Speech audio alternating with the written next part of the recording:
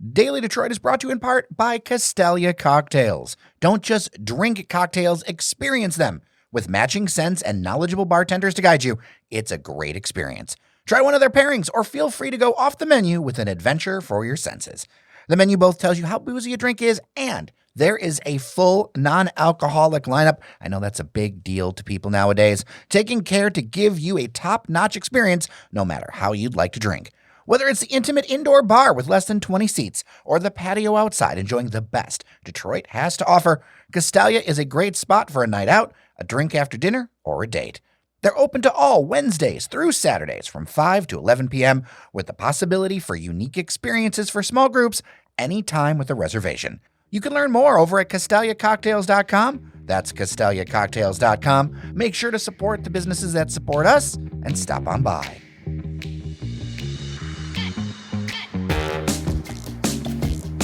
Hello, everyone, and welcome to your Daily Detroit for Friday, October 6th, 2023, sharing what to know and where to go in Metro Detroit.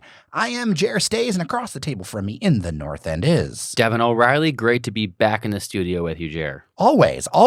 We've got a lot to talk about, including, sir, you left the confines of 8 Mile, of the city, of even say Dearborn. Yeah, well, you have to go to one of these places. I, early on in the season, maybe in September, let's say, I swore I would never go to a cider mill this year, but situations arose, circumstances aligned, and I went out to a cider mill. One of the more kind of elaborate cider mills in the area. It's called Three Cedars in Northville, but really, I mean, it's like Northville, but like the far northwest corner of Northville. Basically like the left corner of Wayne County? Yeah, basically. Okay. It felt like we were really, really out there. It reinforced some feelings that I had about cider mills. And I feel like in Michigan, in Southeast Michigan, people have feelings about cider mills. People seem to love them. They do Instagram things. They do all this other stuff. I mean, I keep hearing about the hype of the cider mill. I mean, certainly there is a high demand because it seems like every cider mill I've either encountered or been to in the last decade has been always packed. It's always been an issue of lines and busy and hard to get in, especially on the weekends, which we went on a weekend. God help us. But welcome to family life, Devon. Yeah, well, the good thing about family life is that precious little baby wakes up at the crack of dawn. So we're basically ready to go. We got there when it opened at 10 o'clock a.m. and there was already cars piling into the cider mill as it opened. Now, this one I want to point out, as cider mills go, has, as I said, a lot of stuff. You've got a petting zoo. You've got a jungle gym. You've got a train, a little operating train that goes around. Is your kid even old enough to know what it is? Yeah, you know what? She's getting pretty smart at that. She can identify trains. She likes animals. There's a petting zoo. We saw cows and pigs and chickens and all that stuff. There's, of course, the prerequisite cider and donuts. There's also the prerequisite swarms of bees. So this is where I want to start. And yellow jackets, I'm sure. Just swarms of bees just there to ruin your experience. So aside from the bees being an experience ruiner, I have to say I came away with a reinforced idea that cider mills are wholly and completely overrated and a waste of your time. Big take, Devon. Big take. I think that most people who have been there would agree with me, but clearly I may be wrong. I just feel like what you get, I mean, this I said was a very elaborate cider mill, but for the most part, you're going there, you are purchasing cider and donuts. You're going to stand in line because, as I said, they're packed. You're going to get a cider and donuts. Most of them are pretty much the same, the cider and donut offerings. You're going to eat them around a swarm of bees. And maybe you go for a hayride and you grab a pumpkin like we've never seen a pumpkin before. So you're not throwing this particular mill under the bus. You're throwing all mills under the bus like a set of speed bumps. Absolutely. This Three Cedars did about as good a job as you can giving other entertainment options. God help me if all we had was cider and donuts and a pumpkin patch. I don't know what I would have done with my daughter other than just let her roam around in some straw and hay and try and swat bees away from her. But suffice to say, we stayed for about an hour, did everything, including ride the train. We're done in about an hour, and that was it. And I think the whole journey of us driving there and back was longer than it took for us to stay there.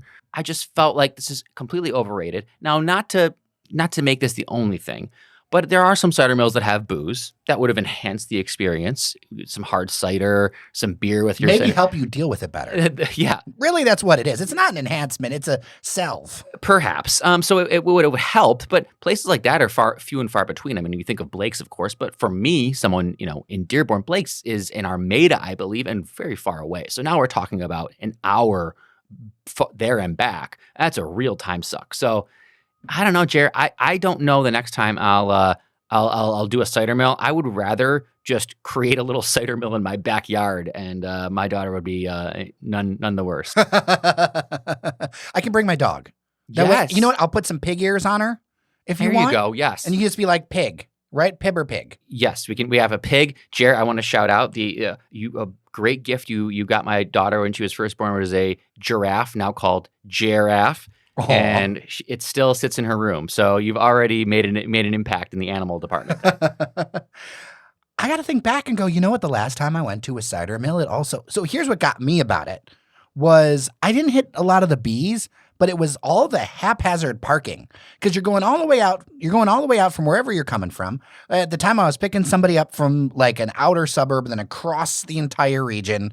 I think I was in the car for an hour and a half to get there, like crisscross.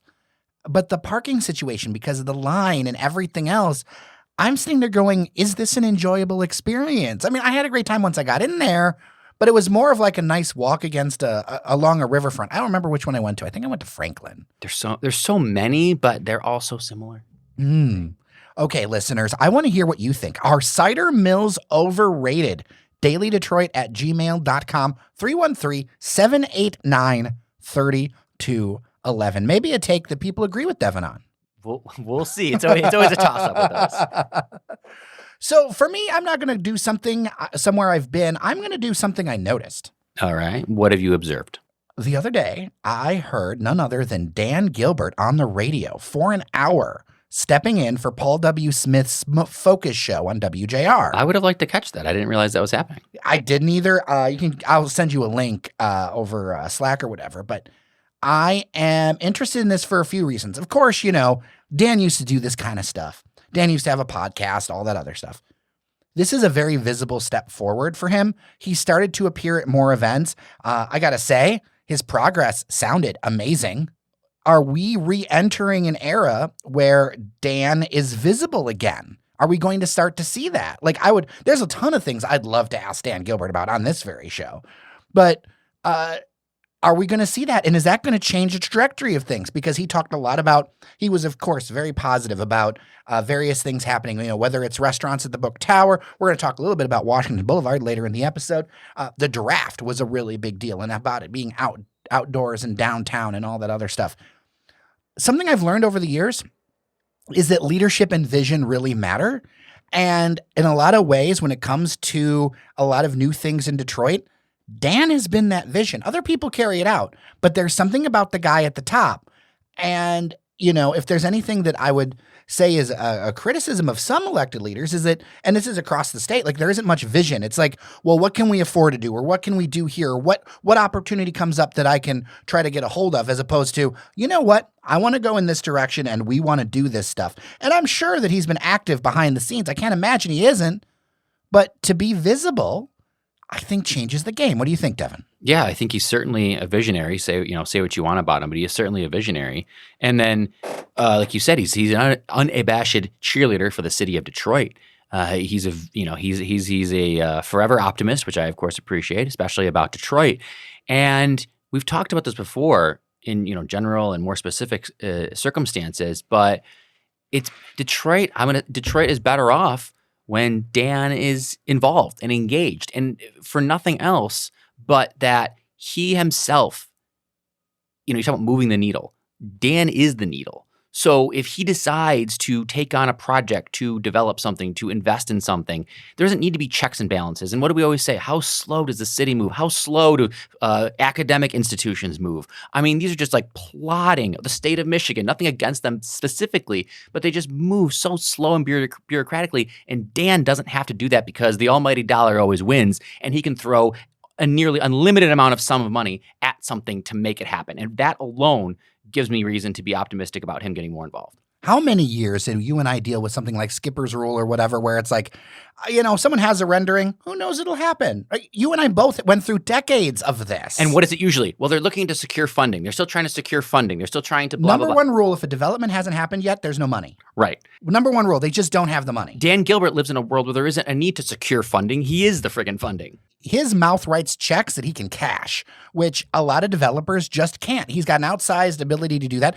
And in part, there's multiple reasons for this. I mean, let's be honest. There's still a lot of trouble getting a hold of financing for various projects. Dan puts his own money up in ways that other people just can't and frankly don't have access to the capital to, because still banks are still nervous about doing things in Detroit. Yeah, and we've said it before. And another just very finite, simple example is that the Hudson site would have not happened had it been any other real estate developer or person behind it. It wouldn't have happened, Jer. That cost got bloated. I mean, the project now I think is over almost $2 billion when it was initially like $900 million. Any other developer would have walked away and said the numbers don't make sense anymore. We can't do this. There's no way, no bank is going to finance this large project, this bloated project. Dan is pumping, I don't know how many. I'm not that close to the situation, but he is, he's writing checks. So it'll be interesting to see, especially as we get closer to the draft. And the draft is going to be a much bigger deal for this town than I think people realize. The Super Bowl is a 10 out of 10. The draft is like an 8 or 9 in terms of like in amount of meaning this has to the city, even just from a commercial investment, from a financial stimulation point. I mean, this is really, really high up there. And football is religion in this country, and especially in Detroit. And we said multi-day event, and we're not even talking about all this for like one evening or one event. The draft is essentially going to go on for a week. So It's a lot. So, Devon, let's talk about the feedback, finally, from a lot of people about our conversation about population in downtown. And I've kind of grouped them. I apologize to individual people who wrote, but there was so much feedback this time that I really had to group them into kind of areas. And if you hear your question kind of get like pulled into it, it's because there was a lot of people along that same theme. I mean, literally more than 100 pieces of feedback, Devon. This one was one of our most I have thoughts on this one episodes. Not surprisingly. I talked to Norris about this one on Wednesday, and we'll start with this one. And I got a lot of personal text about this, that it resonated with folks. I said that downtown Detroit is a small town with tall buildings. And, you were there for it. I said it. What are your kind of thoughts and why maybe that resonated with a lot of people? I mean, just the connotation of a small town with tall buildings sounds a little bit dismissive. For sure. So I think, but a lot of people agreed with me. Okay. I think that people do think that it's very provincial in the sense that everyone knows each other or knows of each other. Mm-hmm. And I think that goes both ways. I think people take that as a positive connotation. Oh, everyone knows each other, so you can kind of like... I didn't mean it as very positive or negative. I meant it as functional. Right. Or it's just a group of people, and it's kind of like if you're not in that group, then, it's you're not either in or you're out of the crowd in downtown Detroit. So I could go both ways. One thing that was big was affordability. I'm just going to rip this paragraph off, I think from Michael, because he really put it the best, but there were a lot of people talking about affordability. Rental rates have become very high. Supply is up a lot since 2010. Residential rental has skyrocketed despite additional supply. Many new people move here for a year and then leave when they get the proposed increased rent after the first year. For example, my rent has gone from $2,000 in 2019 to $3,000 per month, around 1,000 square feet. I've had neighbors who had their parents subsidizing their rent so they had money to spend on entertainment. He is not alone on this. I've gotten a lot of things with affordability. Yeah, I mean, there's no doubt about it. We talked about it. I experienced my rent going up every single year for the 5 years I lived downtown. There was never a year where it didn't go up, and that sometimes becomes untenable for people, and they have to move around and go from 1 bedrooms to studios, or 2 bedrooms to 1 bedrooms, or just get a roommate. I don't know what to say, Jared. I mean, at the end of the day, the basic economics will take over. I know it's supply and demand. I know this listener the listener's not wrong. There is more supply than there was before, but clearly there's not enough supply to lower demand. There just isn't there, and there isn't enough in that affordability. And I would say, to me, when I look at affordable, I mean, let's talk about numbers. The listener's example, I would say, is on the higher end. 2,000 to 3,000 is pretty. You should be getting a high level. 1,000 square feet sounds small for that price, frankly. When I say affordability, I mean that middle space around 1,000 to 1,500. I think that's where most people are who, let's say, have a above median income. But if you're making a certain amount of money, you're living downtown, $1,000 to $1,500. There used to be 6 years ago, 7 years ago, there used to be just a ton of opportunities or units in that range. Now I think that's shifted to above 1,500, close to 2,000. And I think what we're missing is that 1,000 to 1,500 space, and that's where most people are. That rental increase bit really caught my attention because that was a theme across all the feedback, that there was significant rent increases after the first year, and they feel like they were sort of bait and switched. Yeah, and so we talked about this again. This is my take. It's very specific, but I think this is what is going to happen. It's all I can see happening, is that the demand is created by new luxury. So we've talked about the runs on the riverfront that are going for, 10,000, but more of them are going for like 3,000, let's say. You've got the Book Tower. You've got the Hudson site coming online. You have probably 6 or 7 luxury developments happening. And when those rates go up to 3,000, 4,000, 5,000 and beyond, the places now that are high end can't compete anymore. So they have to go lower. It becomes a competition thing, Jer. It's like if Merchants Row, for instance, I love Merchants Row, but Merchants Row can't ask $3,000 a month if the Book Tower is asking $3,000 a month because everyone's just going to go to the Book Tower. It's clearly a better space, amenity-wise and everything. So maybe that forces places like a Merchants Row, Detroit City Apartments to kind of come down or at least not go up higher. Really seems like we need more supply. We need to double what we've got already, and that's double what we already have. That's still a whole lot more supply that's needed in order to make this thing work. Yes, more supply is the name of the game for sure, and we're going to see that. Few different people mentioned this about the gender imbalance. They went and found the report and were like, oh, it's 56-44 in favor of men. That's kind of very shifted. That's more male heavy. And they were kind of like, yeah, especially for younger people. I have to keep reminding myself of this, is that like, when I was in my 20s, I was, always actively dating, things like that.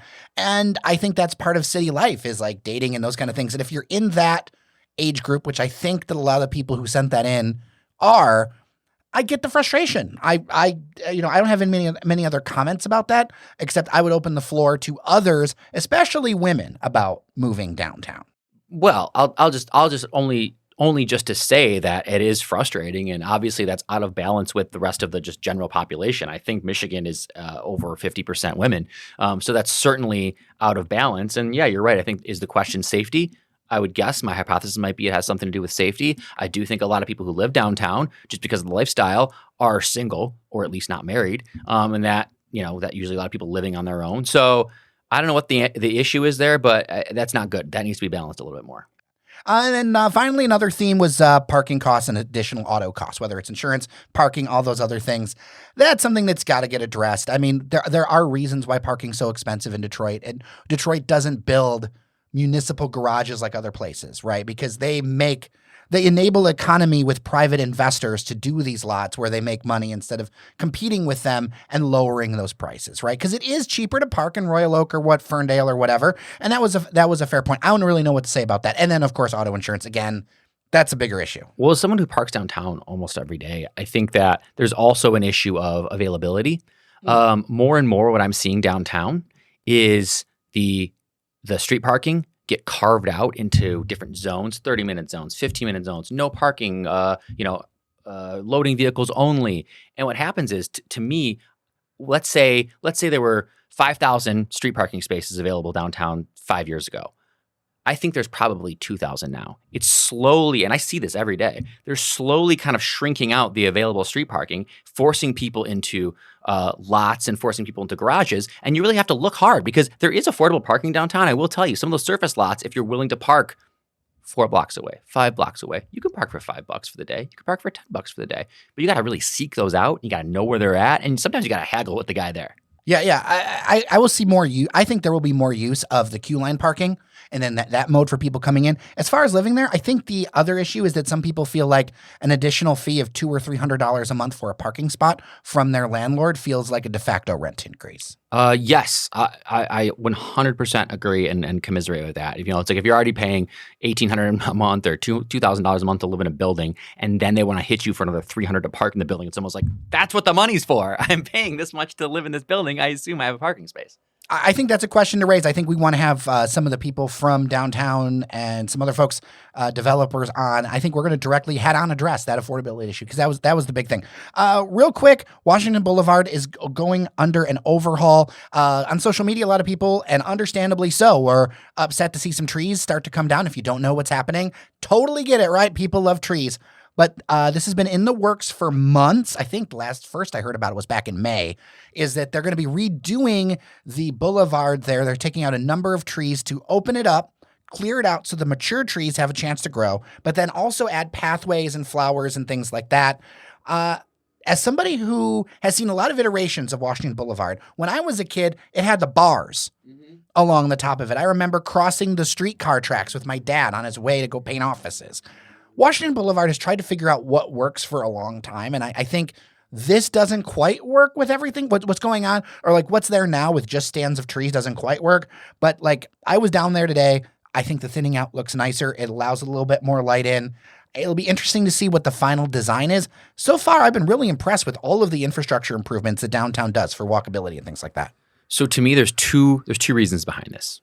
One is the connectivity to, let's call it the Book Tower block. I mean, let's be honest, that thing is that is a thing that we need to pay attention to. It's the Book Hotel, the Cadillac Hotel, the tower in the middle, and then Whitney on the end. So it creates a lot more accessibility. Right now, it's not quite easy to traverse from one side of Washington Boulevard to another. I've done it before. I've had to like literally in inclement weather, I'm like getting shoes dirty in mud because like that median gets really sloppy and you're trying to get from one side to another if you park. So improving sight lines and improving accessibility, I actually love that idea. More footpaths, more ways to walk across in Washington Boulevard to get people to and from Book Tower and to the rest of downtown. Because right now it feels a little separate.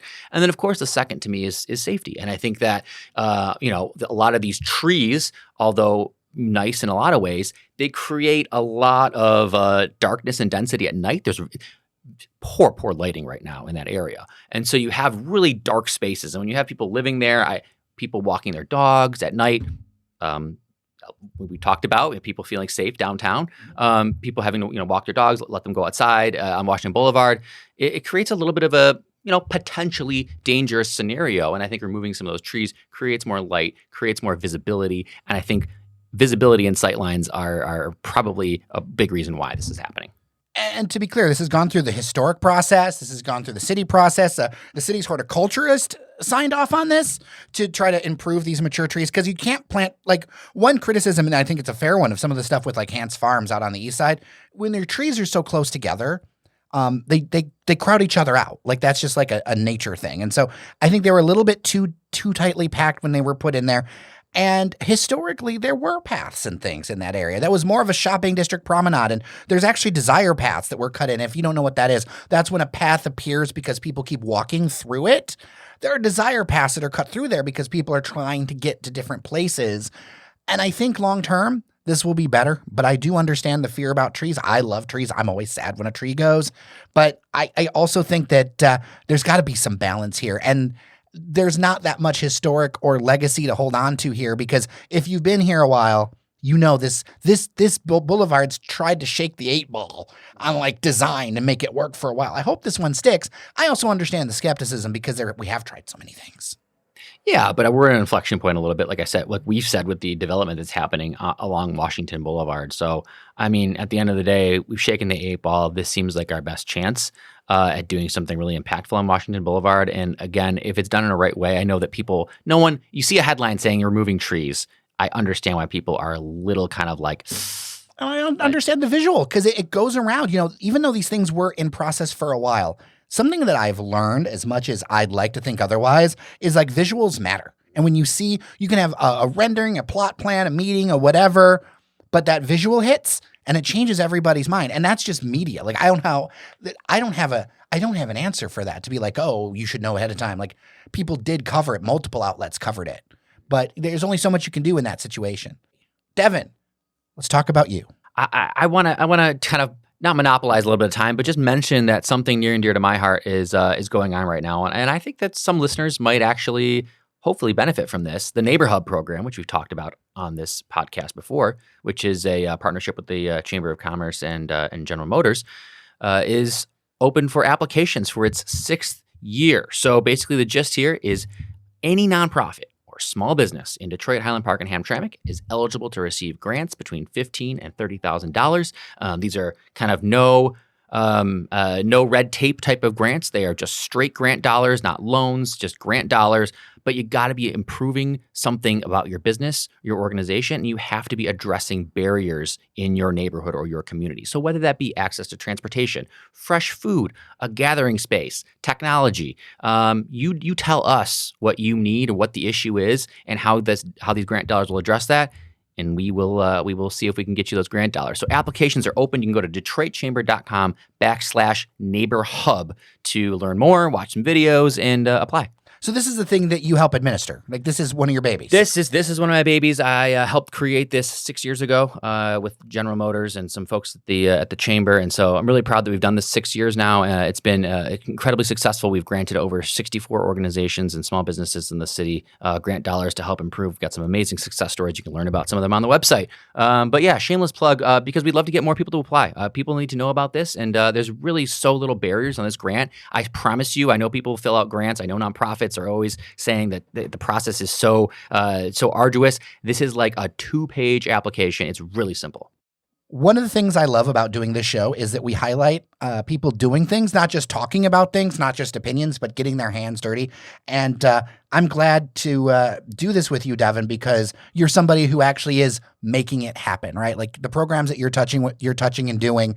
Yeah, we do the podcasts on Fridays, but in your day work, you're constantly with your colleagues actually like making a difference and getting dollars in people's hands. And that's what's going to make change in Detroit. Well, I appreciate it, Jared, and I absolutely love the work I do, and it helps make doing this podcast even that more, hopefully, informative and enjoyable.